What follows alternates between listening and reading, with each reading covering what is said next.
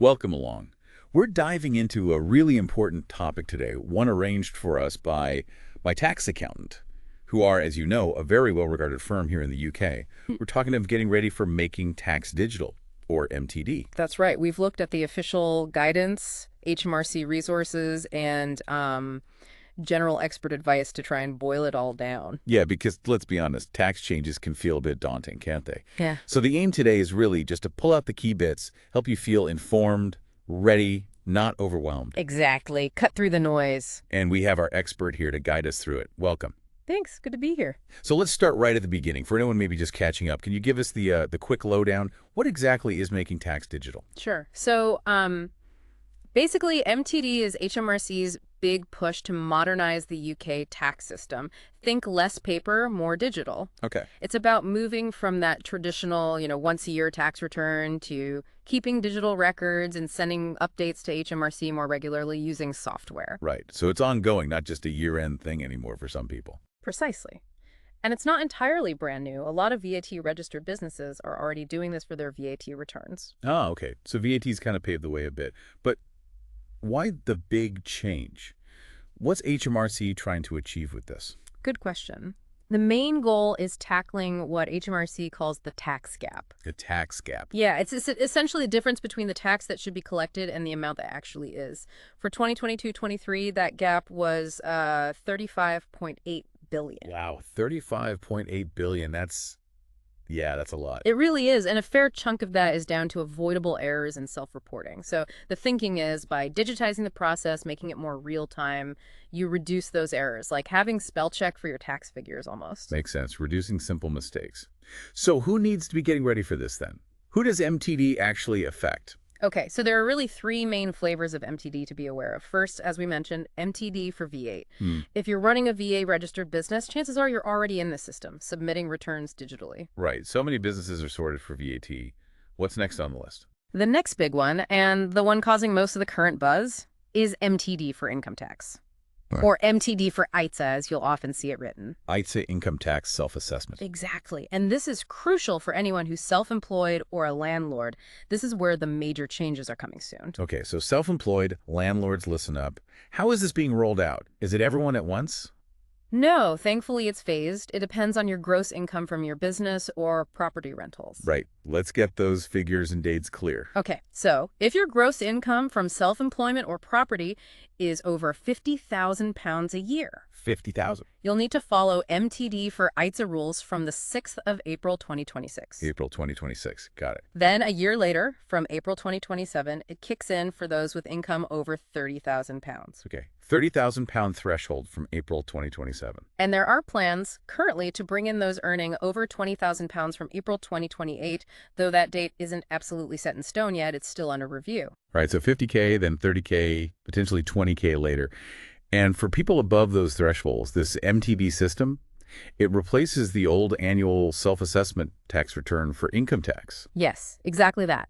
Instead of that one big return, you'll need to keep digital records and send HMRC quarterly updates, summaries of your income and expenses. Quarterly. Wow, that's a change in rhythm. It is. And then after the year end, you also submit a final digital declaration, all done using MTD-compatible software. Okay.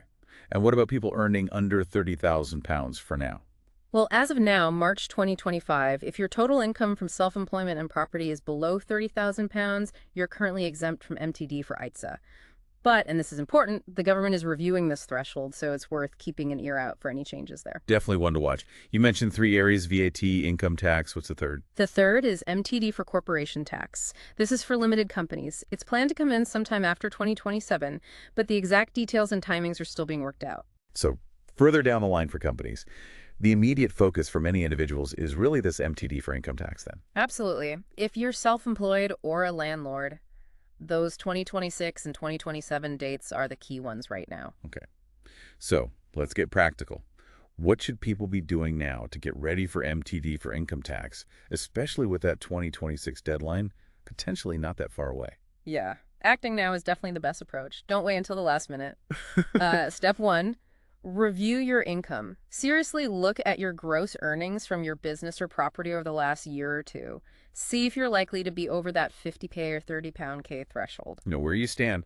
Makes sense. We're up next. The absolute foundation is digitizing your records. If you're still using paper ledgers or maybe even just basic spreadsheets without any proper system, now's the time to transition. Start keeping records digitally. It's fundamental for MTD. Get used to it now before you have to. Think of it like learning a new app. Better to do it when you're not under pressure. Get comfortable with digital. Yeah. And what tools do they need for that?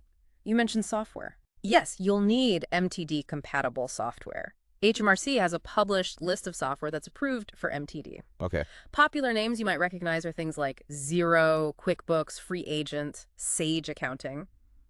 But there are others too. The key is to find one that suits your business size, complexity, and, importantly, covers all your income types. Self-employment, UK property, maybe even foreign property, if that applies. So do your research on the software options. What about people who are maybe quite happy using spreadsheets? Is there an option for them? Yes, there is. It's called bridging software. This essentially acts as a connector, taking data from your spreadsheet and submitting it to HMRC in an MTD-compliant way. Oh, okay. So you can stick with spreadsheets. You can, but it often adds an extra step and potentially more complexity. You still need digital links, which we can talk about. Dedicated software often streamlines the whole process, record keeping, updates the final declaration. Bridging software is an option, but weigh it up carefully against just switching fully. Right, consider the long-term ease, perhaps. Okay, reviewed income, started digital records, looked at software. Any other prep people can do now? Definitely. Start quarterly tracking now. Even though submissions aren't due yet, get into the habit. Track your income and expenses every 3 months. Practice the rhythm. Exactly. It makes the real thing much less of a shock. You'll iron out kinks in your record keeping early, and it just builds that routine. Okay, good proactive steps. So, assuming someone's done all that, what does MTD actually involve day to day, or rather quarter to quarter? Right. In practice, it boils down to 3 main things. First, as we've hammered home, ongoing digital record keeping. Recording every bit of income and expense, digitally amount, date, category in your software or spreadsheet setup. Okay, keeping those digital books up to date. Yes. Second is the quarterly updates. Every 3 months, you use your software to send a summary of your income and expenses for that period directly to HMRC. Just a summary. Yeah. Not a full tax calculation. Correct. These quarterly updates aren't meant to be full tax returns. You don't typically need complex accounting adjustments at this stage. It's more of a snapshot. And if you have multiple businesses or you're self-employed and a landlord, you need to send separate updates for each. Right. And when are these updates due? What are the quarters? The standard quarters follow the tax year. So April 6th to July 5th, then July 6th to October 5th, October 6th to January 5th, and January 6th to April 5th. The deadline to submit the update is usually the 7th day of the following month. So for that first quarter ending July 5th, the update's due by August 7th. Precisely. Some software might let you use calendar quarters if that suits you better. Check the options. And importantly, these updates are cumulative. If you spot an error from Q1 when doing your Q2 update, you can usually correct it then. Ah, that's useful. A bit of flexibility. Okay, digital records, quarterly updates. So the third piece. The third piece is the year-end process. After you've done your 4th quarterly update, you need to finalize things. This involves making what's called an end-of-period statement, EOPS, for each income source, basically confirming the quarterly figures are complete and making any accounting adjustments. Right, tidying up the year's figures. Yes, things like claiming capital allowances, accounting for private use of business assets, that sort of thing. And then you pull it all together in a final declaration. Is that like the new tax return? Effectively, yes. It's your digital tax return. It brings together the finalized figures from your business and property income, plus you'll add details of any other income, maybe bank interest, dividends, income from a PAYE job if you have one, and claim any reliefs. So it covers everything, just like the current return and the deadline. The good news is the deadline for the final declaration stays the same, 31st January following the end of the tax year. Okay, so that deadline remains familiar. Phew. You mentioned digital links earlier when talking about bridging software. What's that about? Oh, yes. Digital links. This is a really key rule. Once your information is in a digital format, say, in your spreadsheet or software, any transfer of that data must be done digitally. Meaning no manually copying and pasting figures between software or from a spreadsheet into the submission portal. The data has to flow digitally. This could be via linked cells and spreadsheets, using software APIs, importing, exporting files, maybe even emailing files or using memory sticks, though HMRC guidance on specifics is still evolving. The point is to avoid manual rekeying errors. Right, maintaining that digital chain. Got it. Is there anything to make this easier? Any simplifications available? Yes, there are a few simplification options. For smaller businesses, those with income under the VAT threshold, you might be able to use 3-line accounts for your quarterly updates, just total income, total expenses, and profit. Okay, simpler reporting. There are also simplified rules for claiming certain expenses, like mileage, and specific ways for retailers to record daily takings and for people who own property jointly. It's worth checking if any of these apply, as they could reduce the admin burden. Definitely worth investigating those. So just to really nail it down, let's recap those absolute key dates again. Okay, the big ones for NTD for income tax. From 6 April 2026 if your gross income is over £50,000. April 2026, 50K plus. From April 2027 if your gross income is over £30,000. April 2027, 30K plus. And keep an eye out for confirmation on the date for those over £20,000 currently penciled in for April 2028. Right. Anything else timeline-wise? Well, HMRC is running testing.